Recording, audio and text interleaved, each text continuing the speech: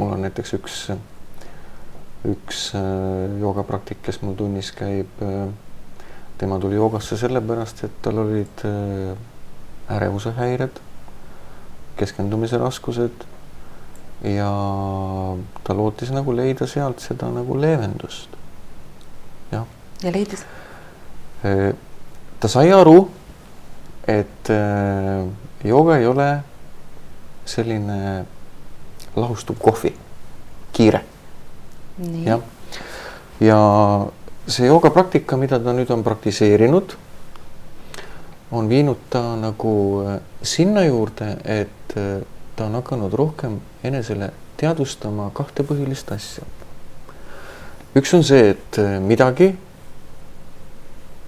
mis tekitab temas seda ärevust, on midagi. See on nagu teatud nagu harjumus või harjumuslik nähtus meis, mis juhtub. Iga kord, kui me oleme samas situatsioonis, tunneme me ärevust. Jooga võib anda vahendi mõistmaks, mis on need põhjused. Aga see on just nagu pool asja. Aga kas ta selle ärevuse siis nagu ära ka suudab võtta? Ja teine pool asja ongi see, et ta on nagu ära taibanud, et kui see temaga juhtub, siis täiesti harjumuslikult ta tegeleb sellega nagu lõputult edasi. See ongi see meie ratas, millest me rääkisime, jah? Nii et järk-järgult on ta õppinud sellest mitte niivõrd osa võtma, mitte alla suruma, vaid mitte osa võtma, eks ju, sellega, mis temaga selles olukorras toimib. Ta on õppinud teistpidi käituma ja ta on ka mõningaid asju nagu taibanud, mis seda ärevust põhjustavad. Need on lapsepõlves näiteks läbi elatud autoavarii. Jooga on muuseas ka see, kui sa näiteks tõused hommikul üles ja lähed jalutad 15 minutit. Lihtsalt jalutad, kuulad loodust või lihtsalt vaatad. Inimene, kes linnas elab, ei kuule loodust, kuuleb ainult autode sõitmist. Kuula siis seda, aga mine lihtsalt jaluta. Lihtsalt ole see 15 minutit. Või lihtne hingamine. On üks väga lihtne hingamise harjutus, kus on oluline mitte midagi forsseerida. See on hästi oluline. Jah, paned oma ühe käe ehk vasaku käe näiteks siia naba peale, parema käe paned siia rinnakorvi peale ja kõigepealt vaatad, kuidas sa üldse hingad. Ja siis proovid, ilma et sa forsseeriksid, hingata niimoodi, et kõigepealt sisse hingates sa tunned, et see alumine käsi natuke niimoodi tõuseb, ja siis tõuseb alles see ülemine käsi. Ja kui sa välja hingad, siis ülemine käsi laskub ja alumine käsi laskub. Nii et sisse hingates ja see muuseas toob meid selle juurde, et me arendame eneses ka sellist nagu keskendumise võime. Ja kui sa teed seda iga hommiku 3 minutit näiteks, see on juba väga hea. Ilma, et sa püüaksid sügavamalt sisse hingata ja välja hingata. See hingamisharjutus, mille jaoks ta konkreetselt hea on? Sest see viib meid tagasi loomuliku sügava hingamise juurde. Ja. Meie tänapäeva nii-öelda suhteliselt stressirohkes olukorras võiks öelda niimoodi, et paljud mehed hingavad põhiliselt kõhuga, sest see on seotud sellise saavutamisega. Ja paljud naised siis hingavad rohkem just selle ülakehaga, eks. Aga kui me vaatame nagu last, siis me näeme, et tema hingamine on nagu täishingamine. Ehk me kasutame kogu kopsu mahtu. See ei tähenda sügavat hingamist, ma veel kord nagu tahan väga-väga nagu saate vaatajatele, kes iganes siis vaatab seda rõhutada, et eesmärk ei ole sügavalt hingata, need on hoopis teised harjutused ja neid peaks juba õppima nii-öelda juhendaja käe all. Aga selline lihtne asi, jah. Aga kas see sama lihtne asi näiteks suurendab kopsumahtu? See arendab hingamislihaseid. Tegelikult ütleme nii, et küsimus on hingamislihaste arendamises. Ja näiteks kui me võtame diafragma, mis ongi põhiline hingamislihas, mis on nagu langevõrju kuppel, mis sisse hingates tõmbub kokku, välja hingates lõdvestub, eks ju, mis siis nii-öelda venitab kopsu ja jällegi lubab kopsul kokku liikuda, eks ju, siis kes meist ei ole pannud tähele, et kui inimene on nagu natuke stressis või siis see hääl läheb siukeseks nagu kummaliseks ja siia diafragma piirkonda tekib pinge. Ja vot sellised lihtsalt harjutused teinekord aitavad seda pingest vabastada.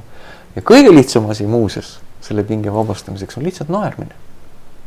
Lubada endal naerda.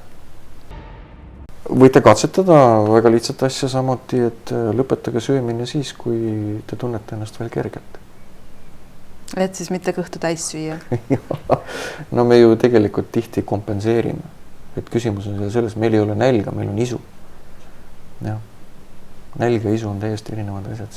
Aga näiteks selle isu ja asjadega on inimesi, kes päev läbi võivad olla mitte söönud ja neil ei olegi seda isu ja siis kui tuleb kätte, ütleme õhtu seal 8-9, siis tekivad meeletud igasugused isud. Et on näiteks midagi, mis aitab selle vastu? Noh, see tähendab seda, et ta on päeva jooksul on ta nii actionis. Ta lihtsalt ei märkagi, et tal on nälg.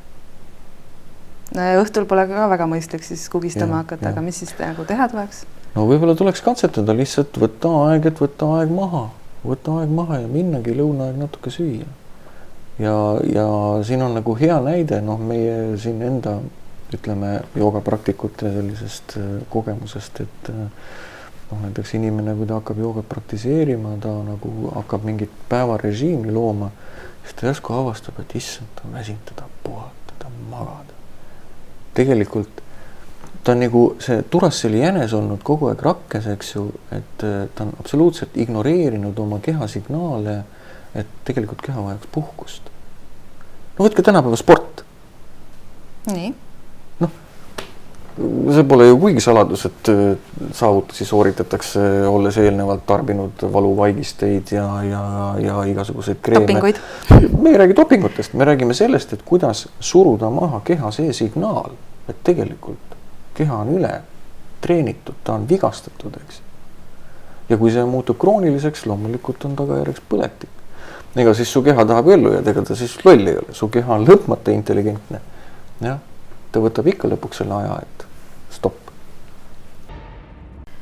Sander on tundnud huvi, et kas jooga abil on võimalik suitsetamisest kergemini loobuda? Kas on mõni harjutus, mis on mõeldud suitsetajatele?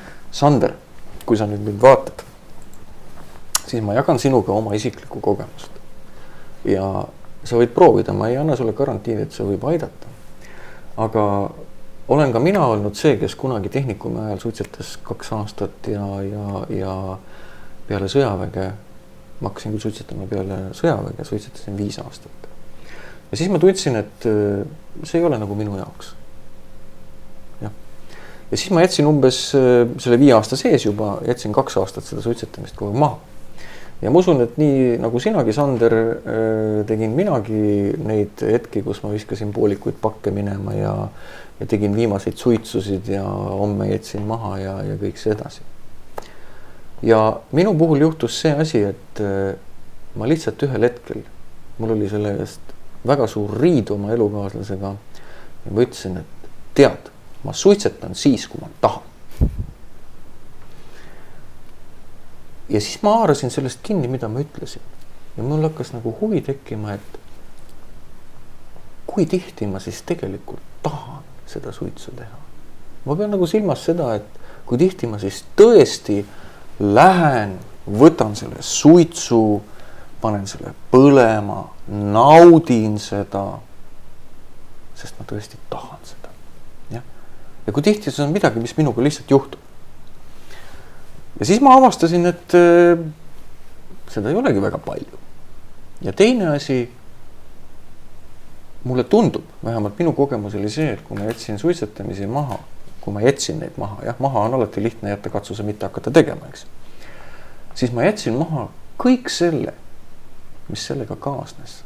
Sotsiaalsus, puhkus, aja maha võtmine. Juba ettevõtmine. Ja siis ma mõtlesin, et okei, ma jätan need asjad kõik alles. Ma alguses üllatasin oma töökaaslase, kellele ma ütlesin, et kuule, lähme teeme suitsu. Siis ma tundsin, et impulss on see, mis mind viib suitsu tegema.